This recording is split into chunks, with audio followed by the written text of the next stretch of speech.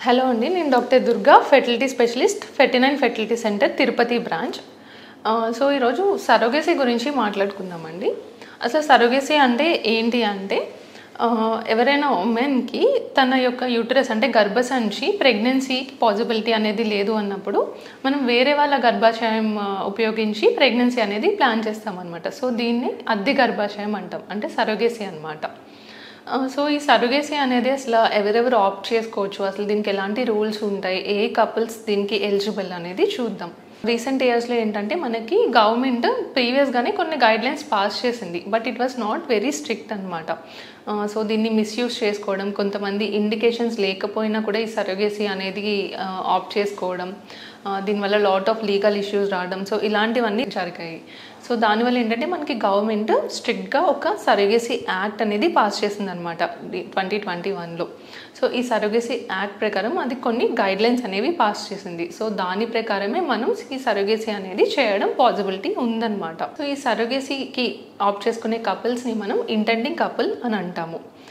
సరోగసీకి ఒప్పుకున్న మదర్ని మనం ఆమెని సరోగేట్ మదర్ అని అంటాం అనమాట. సో ఈ ఇంటెండింగ్ కపుల్కి ఎలిజిబిలిటీ క్రైటీరియా ఏంటి అనేది చూద్దాం. సో ఇంటెండింగ్ కపుల్ మ్యారేజ్ అయ్యి మోర్ దెన్ 5 years అయి ఉండాలన్నమాట. అండ్ వాళ్ళకి వచ్చేసి ఏజ్, వైఫ్ యొక్క ఏజ్ వచ్చేసి బిట్వీన్ 23 to 50 years ఉండాలి. అండ్ హస్బెండ్ యొక్క ఏజ్ బిట్వీన్ 26 to 55 years అనేది ఉండొచ్చు అనమాట. అండ్ నెక్స్ట్ వచ్చేసి వాళ్ళకి ప్రీవియస్గా లైవ్ చైల్డ్ కానీ మెంటల్లీ ఏబుల్ ఉన్న చైల్డ్ ప్రీవియస్గా ఉండకూడదు. సో ఇలాంటి ఎలిజిబిలిటీ క్రైటీరియా అనేది ఉండాలన్నమాట. అండ్ వాళ్ళకి ఒక ఎసెన్షియాలిటీ సర్టిఫికేట్ అనేది ఉండాలి. ఈ ఎసెన్షియాలిటీ సర్టిఫికేట్ అంటే ఏంటంటే, ఈ కపుల్ సరోగసీకి ఎలిజిబుల్ అని చెప్పేసి ఒక మెడికల్ ప్రాక్టీషనర్ ఇచ్చిన సర్టిఫికేట్ అనేది ఉండాలి. సో ఒక ఎసెన్షియాలిటీ సర్టిఫికేట్, ఎలిజిబిలిటీ సర్టిఫికేట్ అనేది కూడా ఉంటుందన్నమాట. సో ఈ సర్టిఫికేట్స్ కూడా వాళ్ళకు ఉండాలి. సో ఇది ఇంటెండింగ్ కపుల్ యొక్క eligibility criteria for surrogacy. And next వచ్చేసి సరోగేట్ మదర్, ఎవరిని మనం సరోగేట్ మదర్ కింద తీసుకోవచ్చు అనేది చూద్దాం. సో ఇప్పుడు ఏంటంటే మనకి ప్రీవియస్గా కమర్షియల్ సరోగసీ అనేది కూడా ఉండేదన్నమాట, రెగ్యులేషన్స్ లేకముందు. కమర్షియల్ సరోగసీ అంటే ఏంటంటే మనీ రిలేటెడ్ పర్పసెస్ కోసం కానీ, సో ఇండికేటెడ్ కేసెస్లో కాకుండా ఓన్లీ ఇలాంటి ఇల్లీగల్ ప్రాసెస్ కోసం కానీ చేసినట్లయితే దాన్ని కమర్షియల్ సరోగసీ అని అంటామన్నమాట. సో ఇప్పుడు మనకి కమర్షియల్ సరోగసీ అనేది నాట్ యాక్సెప్టబుల్ అనమాట. ఓన్లీ మనం చేసేది ఇప్పుడు ఏంటంటే ఆల్ట్రిస్టిక్ సరోగసీ. ఈ ఆల్ట్రిస్టిక్ సరోగసీ అంటే ఏంటంటే జెన్యూన్గా మదర్ ఏ మనీ బెనిఫిట్స్ కోసం కానీ కాకుండా ఓన్లీ ఆల్ట్రిస్టిక్ పర్పసెస్ కోసం కనుక సరోగసీ చేసినట్లయితే మనం దీన్ని ఆల్ట్రిస్టిక్ సరోగసీ అని అంటాం. సో ప్రెజెంట్ మనం చేసేదంతా ఓన్లీ ఆల్ట్రిస్టిక్ సరోగసీ అనమాట. సో ఈ సరోగేట్ మదర్కి వచ్చేసి ఏజ్ అనేది బిట్వీన్ 25 to 35 years ఉండాలన్నమాట. She should be married. So marriage అయి ఉండాలి. అండ్ ప్రీవియస్గా వాళ్ళకి ఒక లైవ్ చైల్డ్ అనేవాళ్ళు ఉండాలన్నమాట. అండ్ తను వచ్చేసి మెంటలీ అండ్ సైకలాజికల్లీ సౌండ్ ఉండాలి. So she should have a mental fitness and psychological fitness and physical fitness certificate before opting for surrogacy. And ఒక సరోగేట్ మదర్ వచ్చేసి only once in her life time surrogacy అనే దానికి చేయడానికి ఉంటుంది అనమాట. And ఈ surrogacy అనే అటెంప్ట్స్ కూడా ఎన్నిసార్లు చేయొచ్చు, అసలు సరోగసీ అంటే ఎట్లా చేస్తాము అనేది చూద్దాం.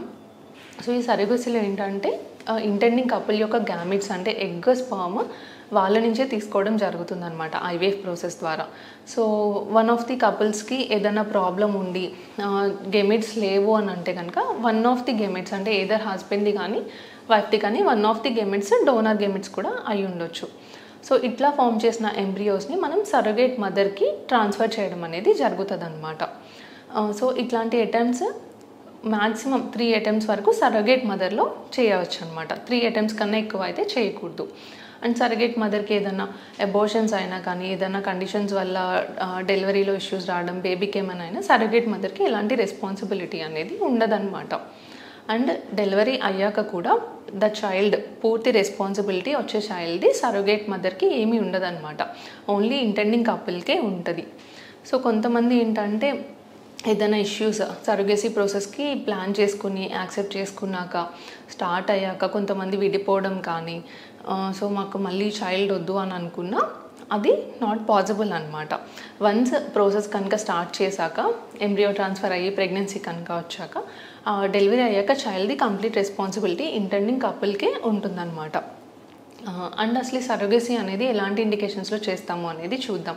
సో మెయిన్గా ఏంటంటే యూట్రస్లో ప్రాబ్లమ్స్ అనమాట. కొంతమందికి థిన్ ఎండోమెట్రియం అనేది ఉంటుంది. మనం ఎన్ని మెడిసిన్స్ 1 year మెడిసిన్స్ ఇచ్చి చూసాము, అయినా కూడా లైనింగ్ రావట్లేదు. హిస్ట్రోస్కోపీ అనేది చేసాము, లోపల అంతా గర్భసంచి లోపల ఫుల్గా అతుకులు ఉన్నాయి, మొత్తం అతుక్కుపోయింది. సో ఇలాంటి కండిషన్స్లో మనకి ఇంప్లాంటేషన్ అనేది జరగదన్నమాట. అండ్ కొంతమంది రిపీటెడ్గా ఐవీఎఫ్ చేసుకుంటూ ఉంటారు. సో వాళ్ళకి ఇంప్లాంటేషన్ అనేది జరగదు. దీన్ని మనం రికరెంట్ ఇంప్లాంటేషన్ ఫెయిల్యూర్ అంటాము. సో ఇలాంటి వాళ్ళకి కూడా సరోగసీ అనేది ఆప్ట్ చేసుకోవచ్చు. అండ్ కొంతమందికి ఏంటంటే రికరెంట్గా అబోషన్స్ అవుతుంటాయి అన్నమాట. సో ప్రెగ్నెన్సీ వస్తుంది, బట్ రిపీటెడ్గా అబోషన్స్ అవుతూ ఉంటాయి. సో రికరెంట్ మిస్క్యారేజెస్ అయ్యే వాళ్ళకి కానీ, కొంతమందికి యూట్రస్లో ప్రాబ్లమ్స్ ఉంటాయన్నమాట.